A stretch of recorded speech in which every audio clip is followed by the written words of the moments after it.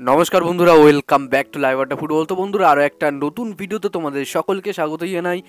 বন্ধুরা, ভিডিওটা শুরু করার আগে তোমাদের কাছে একটাই অনুরোধ, সেটা হচ্ছে যে আমাদের এই চ্যানেলে যারা প্রথমবার তারা কিন্তু অবশ্যই আমাদের এই চ্যানেলটাকে সাবস্ক্রাইব করে পাশে থাকা বেল আইকনটি অল করে রাখবে, যাতে সবার প্রথমেই এরকম খেলার আপডেট তোমাদের কাছে পৌঁছে যায়। তো বন্ধুরা, এই ভিডিওতে আমি তোমাদের কাছে মাত্র 100টা লাইকের আশা রাখছি। তো আশা করছি তোমরা 100টা লাইক কমপ্লিট করে দেবে এই ভিডিওতে।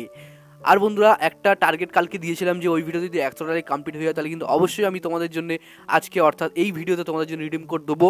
তো বন্ধুরা, ভিডিওটা তোমরা পুরোটা দেখতে থাকো। আমি কিন্তু ভিডিওর যে কোনো সময় যে কোনো জায়গায় আমি কিন্তু রিডিম কোড দিয়ে দিতে পারি। তো তোমরা ভিডিওটা পুরোটা দেখতে থাকো রিডিম কোড পেতে গেলে। আর যারা চ্যানেলের প্রথম এসছো, যারা নতুন এসছো, তারা কিন্তু অবশ্যই এই চ্যানেলটাকে সাবস্ক্রাইব করে দাও, কারণ 10,000 পরিবার হতে কিন্তু আর বেশি বাকি নেই। তো যারা প্লিজ নতুন এসছো, এই ছোটো ভাইটাকে একবার করে সাপোর্ট করে দাও, একটু সাবস্ক্রাইব করে দাও। সাবস্ক্রাইব করতে কোনো টাকা পয়সা লাগে না।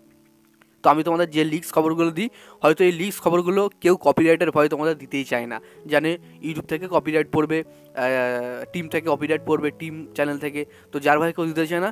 তো সেই ক্ষেত্রে আমি কিন্তু তোমাদের এমন লিক্স আপডেটগুলো দিই, যেই আপডেটগুলো কিন্তু শুধুমাত্র তোমরাই জানবে যারা আমাদের চ্যানেলে আছো। ওকে, তো বন্ধুরা, আমরা সবাই জানি 11ই জানুয়ারি সন্ধ্যে 7:30 মোহনবাগান সুপার জায়ান্টস বনাম ইস্ট বেঙ্গল এফসির যে ডার্বি ম্যাচটা আছে, সেই ডার্বি ম্যাচে মোহনবাগান কেমন লাইন আপ লাভাবে সেই নিয়ে আজকে আলোচনা করবো। দুটো টিমের স্ট্রেংথ এবং উইকনেস, এবং অনেকে বলছিল খেলা কত হবে, তো খেলা হবে কিন্তু গুয়াহাটিতে।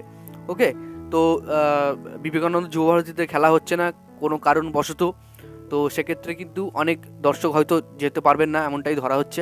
তবে দেখা যাক, মোহনবাগান ইস্টবেঙ্গল সমর্থকদের কিন্তু জায়গা এবং টিকিটের এতে আটকানো যায় না, এটা কিন্তু আমরা যুগ থেকে দেখে আসছি।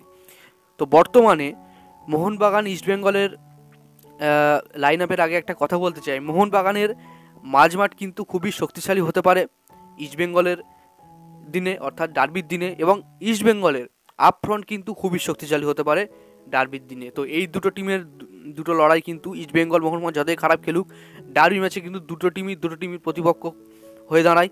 খুবই টাফ খেলা হয়, আমরা সবাই জানি। তো দেখা যাক ইস্টবেঙ্গল তারা কি করে। ইস্টবেঙ্গলের সেরকম তো কিছু উইকনেস নেই বর্তমানে, হয়তো একটু ডিফেন্সে আছে। তো দেখা যাক ইস্টবেঙ্গল তারা আটকাতে পারে নাকি মোহনবাগানের এই এত বড় চাপ।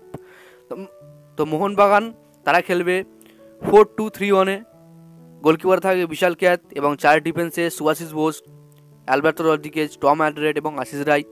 মাঝমাঠে থাকবেন সাহাল আব্দুল সামাদ এবং আপুইয়া। মাঝমাঠে অর্থাৎ অ্যাটাকিং মিডফিল্ডে থাকবে গ্রেগ স্টুয়ার্ট, লেফট উইংয়ে থাকবে লিস্টন কলসো, রাইট উইংয়ে মানবীর সিং, এবং সেন্টার ফরওয়ার্ডে খেলবে জেমি ম্যাকলারেন। তো এই লাইন আপ হবে, অর্থাৎ হাফ টাইমের পরে জেসন কামিংস এবং দিমিত্রি পেতাদসকে লাভাতে পারে হোসি মলিনা। তো তোমাদের কি মনে হয়, মোহনবাগানের এই লাইন আপটা কি যথেষ্ট ইস্টবেঙ্গলের জন্য? তোমরা অবশ্যই কমেন্ট বক্সে জানাও। এবং এই ম্যাচের ফলাফল কি হবে, অর্থাৎ কে কত গোলে জিততে পারে, সেই প্রেডিকশনটা আমি কমেন্ট বক্সে দেখতে চাই। ওকে, তো এই নাও আজকে তোমাদের রিডিম কোড। তো যাই হোক বন্ধুরা, তোমরা দেখতে পেয়েছো আশা করি রিডিম করতো। আজকে ভিডিওটা এতটাই ছিল। তোমাদের ভিডিওটা একটু ভালো লাগে তবে লাইক করে দিও, আর আমাদের এই চ্যানেলে প্রথমবার যখন চ্যানেলটাকে সাবস্ক্রাইব করে পাশে থাকা বেল আইকনটি অল করে রেখো।